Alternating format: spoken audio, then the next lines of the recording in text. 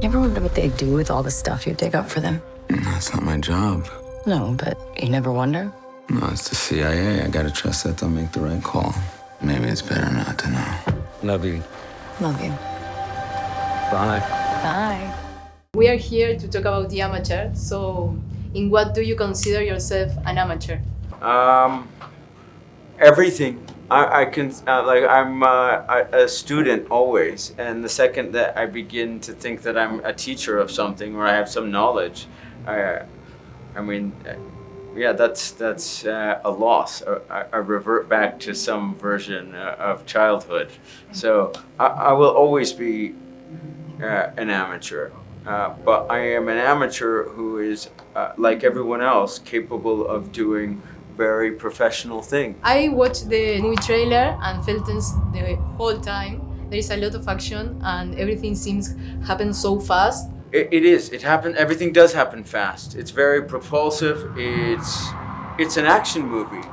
There's no doubt. It's a thriller. It's everything you want from that genre that a lot of us love. That I grew up just waiting for that moment that film came to the cinema that year, and I wanted to take it and do something very unexpected with it, and give it the perspective of someone who wasn't the action hero that we've seen.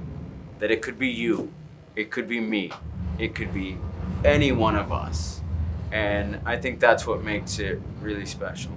Throughout your career, you have been from a rock idol to a James Bond villain. And in the amateur, you have the challenge of doing a lot of action scenes. How do you prepare for such different characters? I imagine maybe in this case, you prepare like physical or weapon training, I don't know, but... I think with the amateur, it was no weapons training. Okay. I had an actor who was telling me, you should do weapons training, and I said, no, he's called the amateur. So I think I prepped for this in a way I would do anything else. I thought, get the character right, reach into the soul and depth of that human being, appreciate the loss that he has in the beginning, and then make it the best story from that perspective. Then pile on all the action, all of the things we expect from a big Hollywood blockbuster. I remember saying in Bohemian Rhapsody when we were working on it, I said, make it the greatest story about this immigrant coming to the UK and fulfilling a dream. Make that the best version you can, then put the music on it.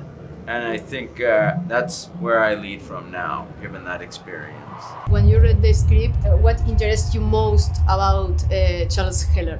I read the script and I thought, one, I was looking for a film, believe it or not, where I wanted to do an action film. And I said, oh, this is interesting, the perspective of someone who can't fire a weapon. Because most of us look at movies and think, oh, it's easy. I could put a gun to someone's head and it's simple. Well, it's not, obviously. And to think about another way to find some justice, to find a way to appreciate a person who you've lost and still make it an espionage thriller with all the sophistication and technology and elegance that we could have with modern day technology in a film is something we've never seen before. So that was what my interest was from the beginning. Do you think Rami Malek and Charles Heller have anything in common? I think a lot of people who sit in the audience will find a lot in common with Charlie. Maybe in the beginning you'll get a taste of it, in the middle you'll get more, and by the end of it you'll say, okay, I see a lot of myself in that person. I don't know if I would do all of those things, but I see a sense of power and strength that exists in myself, I hope. And and I think that's one of the reasons I wanted to make the film. Since we are in Brazil, and if I remember correctly, you have 2 Colombian aunts. So, well done. Which Latin American touch would you add to the amateur? Oh, that's a good question. I would love to see Charlie dancing.